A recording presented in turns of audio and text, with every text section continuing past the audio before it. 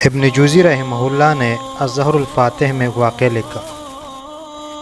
इब्राहीम अल-ख़वास कहते हैं कि मैं कब्रों के पास बहुत ज़्यादा जाया करता था। एक दिन एक कब्र के पास बैठा तो नींद लग गई। मैंने कहने वाले को सुना जो कहता है कि ज़ंजीर लो और उसको उसमें दाखिल करो और नीचे हिस्से से उसको बाहर निकालो। और मैयत कहती है कि ए मेरे रब, क्या मैं कुरान नहीं पढ़ता था? क्या मैं नमाज नहीं पढ़ता था? क्या मैंने हज नहीं किया था?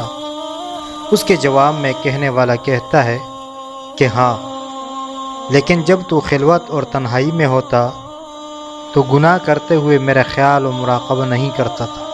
तो इस वाक़े में इबरत है कि हम जैसे लोगों के सामने अपने आप को गुनाह से बचाते हैं, तो इसी तरह कोशिश करें कि अपने आप को तन्हाई में भी गुनाह से बचाएं।